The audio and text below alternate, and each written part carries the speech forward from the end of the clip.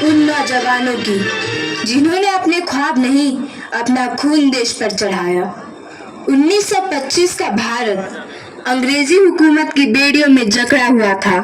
गरीबी, अत्याचार और अन्याय चारों तरफ फैले हुए थे। देश का हर नौजवान बस एक सपना देख रहा था, आजादी का सपना। इसी सपने को पूरा करने के लिए कुछ क्रांतिकारी एक साथ आए। उन्होंने मिलकर बनाई हिंदुस्तान रिपब्लिकन एसोसिएशन, जिसका एक ही लक्ष्य था, अंग्रेजी राज का अंत और स्वराज का आरंभ। पर क्रांति करने के लिए पैसे चाहिए थे। इन्होंने फैसला किया कि अंग्रेजों का पैसा लूटकर अपना संघर्ष चलाएंगे। ना किसी निर्दोष को चोट पहुंचाएंगे, ना किसी से नफरत दिखाएंगे, बस अपना हक लेंगे। 9 अगस्त 1925 शाहजहांपुर से लखनऊ जा रही 8 डाउन ट्रेन काकोरी स्टेशन के पास ट्रेन रुकाई गई और क्रांतिकारियों ने चलाया अपना मिशन।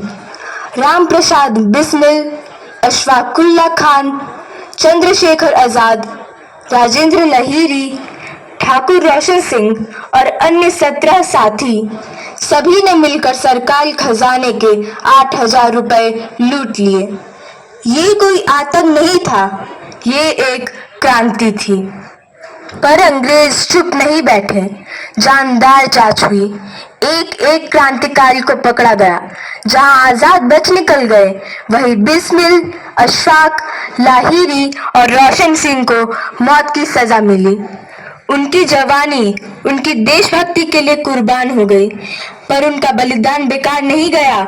उन्होंने देश के नौजवानों में एक आग जला दी, आजादी की आग। काकोरी कांड सिर्फ एक ट्रेन रॉबरी नहीं थी, ये एक संदेश था कि भारत के सपूत जाग गए हैं और अंग्रेजी हुकूमत के दिन गिन गए हैं। ताली बजा दीजिए। और आज हम उन्हीं वीरों के कदमों पर चल रहे हैं। उनका खून, उनका सपना, उनकी क्रांति हमारे लिए एक अमानत है। जय हो उन वीरों की जिन्हें काकोरी ने जन्म दिया और भारत ने अपना सर्वोपरि लाल माना।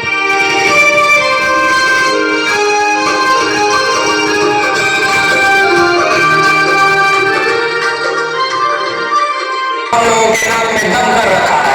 आखिर इन अंग्रेजों की गुलामी से हमें कब छुटकारा मिलेगा? इनका कुछ ना कुछ उपाय करना ही पड़ेगा। ऐसे विचार विमर्श करने से कुछ होने वाला नहीं है। इसके लिए हमें ही आगे आना पड़ेगा। क्यों भाइयों?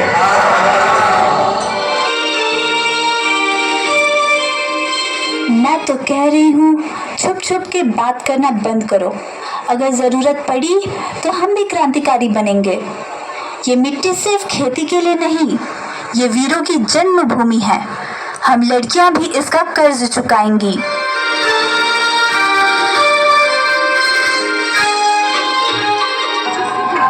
भाइयों, वो गोरे इधर ही आ रहे हैं। तुम लोग को और कोई काम नहीं है, बार बार आ जाते हो लोग गोरे खाने के लिए। चलो जाए यहाँ से।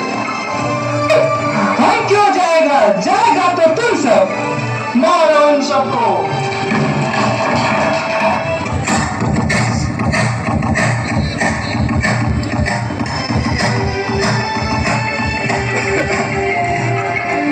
भाइयों, पिछली लूट से जो खजाना हमने लूटा था, वो काफी है इन अंग्रेजों को धूल चढ़ाने के लिए। बिल्कुल सही कहा राजेंद्र भाई आपने। मेरी भी ये पिस्तौल देख रहे हो, ये ना जाने कितने भी अंग्रेजों को धूल चढ़ा चुकी है। दिन प्रतिदिन इन अंग्रेजों का सिकंदर तपता जा रहा है। भाइयों, लेकिन हम कब तक हाथों में हाथ लिए बैठे रहेंगे? इन अंग्रेजों को मुंह तो जवाब देना ही होगा। वक्त आने दो, इन अंग्रेजों से हम चुन चुन के। ये वक्त कब आएगा? लूटे हुए हमारे सारे पैसे भी खत्म हो गए, हम लोग अंग्रेजों की ट्रेन को लूटेंगे। ठीक होगा? वे हमें क्रांतिकारी कम और लुटेरा ज्यादा समझते हैं। हमें कुछ ऐसा करना चाहिए कि लोगों का भरोसा हम पर बना रहे। हमें कुछ ऐसी लूट करनी पड़ेगी जिससे हम अंग्रेजों के विरुद्ध गोला बारूद तथा बम इकट्ठे कर पाए और हम उनके नाक में दम कर दें।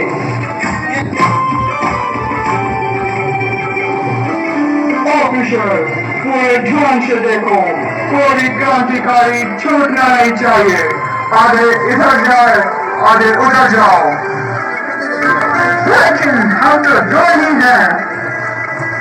ओके रोकता है, कोई भी क्रांतिकारी बचना नहीं चाहिए।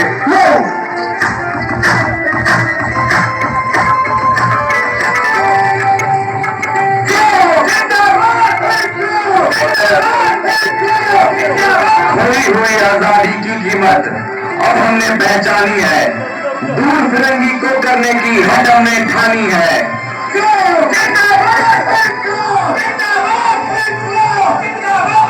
बिस्मिल भाई, कोई बात हो तो हमें बता दो, क्योंकि मेरी पिस्तौल की गोलियां चीख चीख कर कह रही है। उतार दो इस पिस्तौल की सारी गोलियां इन फिरंगियों की छाती में। खोलेंगे होली अगर मतलब मुश्किल में है।